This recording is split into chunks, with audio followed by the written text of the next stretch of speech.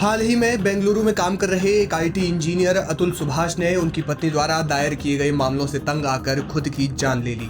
इसके बाद social media पर एक नई बहस छिड़ गई है। संभवतः ये पहला ऐसा मामला है जब देश में पुरुषों के अधिकारों को लेकर इस स्तर पर चर्चा हो रही है और न सिर्फ चर्चा बल्कि कानून में पुरुषों के लिए उचित कदम उठाए जाने की मांग की जा रही है। इसी बीच सुप्रीम कोर्ट में इस मामले के बाद एक जनहित याचिका दायर की गई है। इस याचिका में कहा गया है कि देश में व्यापक स्तर पर घरेलू हिंसा और दहेज उत्पीड़न के कानूनों का गलत इस्तेमाल किया जा रहा है। इसके जरिए पुरुषों को भारी प्रताड़ना का सामना करना पड़ रहा है।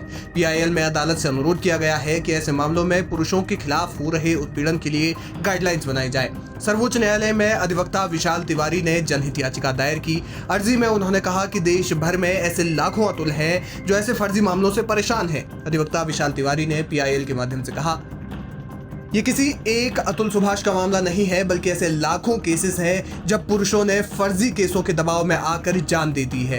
दहेज उत्पीड़न कानून के बेजा इस्तेमाल ने इसके मकसद को ही समाप्त कर दिया है जो कभी महिलाओं की रक्षा के लिए आया था। अब वक्त आ गया है कि इन कानूनों की समीक्षा की जाए। दहेज निषेध अधिनियम और सेक्शन 498A का उद्देश्य महिलाओं की रक्षा और उन्हें दहेज उत्पीड़न से बचाना है, लेकिन आज ये कानून पुरुषों के खिलाफ इस्तेमाल हो रहे हैं। पति और पत्नी के बीच कोई भी विवाद होता है तो परेशान करने के लिए इन कानूनों का इस्तेमाल होता है और फिर पूरे परिवार को ही इसमें घसीट लिया जाता है। तो आज के समय में जो एग्जिस्टिंग लॉज हैं उनका सदुपयोग कम होता है, दुरुपयोग ज्यादा होता है और दुरुपयोग के कारण ही जो सही में घटनाएं होती हैं दहेज की वो भी दबी रह जाती हैं। तो सुप्रीम कोर्ट से हमारी मांग है कि प्रीति गुप्ता और अचिन गुप्ता में जो ऑब्जर्वेशंस डायरेक्शंस दिए गए हैं गवर्नमेंट को यह निर्देश दिए जाए कि उनको कंसिडर करके जल्द से जल्द कोई इफेक्टिव कदम उठाए।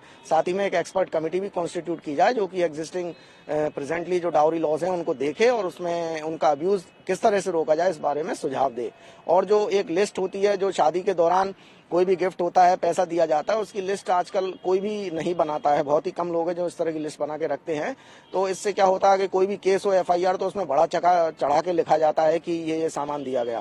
तो मैरिज रजिस्ट्रेशन जो एप्लीकेशन जब भी होती है, चूंकि मैरिज रजिस्ट्रेशन कंपलसरी है, तो उसके साथ में यह लिस्ट ऑफ आर्टिकल्स भी फर्निश किया जाए एफिडेविट के साथ, ताकि उसका एक प्रॉपर रिकॉर्ड मेंटेन रहे और आगे झूठी जो भी एलिगेशन है उस पर कंट्रोल किया जा सके। विशाल तिवारी ने सुप्रीम कोर्ट से अपील की है कि इन कानूनों की समीक्षा के लिए एक समिति का गठन होना चाहिए। ये कमेटी विचार करे कि क्या कानून सही है और यदि कुछ खामियां हैं तो उन्हें कैसे दूर किया जाए। तिवारी ने अनुरोध किया कि इस समिति में कई ऐसे विद्वान जैसे सुप्रीम कोर्ट के पूर्व जज, वकील और कानून के अन्य बड़े जानकार शामिल होने चाहिए। उन्होंने अपनी याचिका में मांग की है कि शादी के समय जो भी गिफ्ट दिया गया है उसका मैरिज रजिस्ट्रेशन के दौरान रिकॉर्ड में जिक्र किया जाए।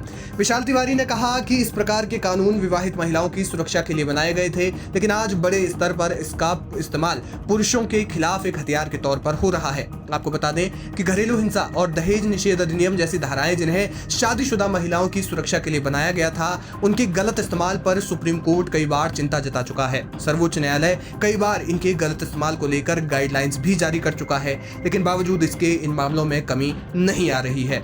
लोगों की ये लंबे समय से मांग रही है कि महिलाओं की तरह ही एक पुरुष आयोग भी बनाया जाए। हाल ही में अतुल सुभाष की मौत ने इन चर्चाओं को और भी ज्यादा बल दे दिया है।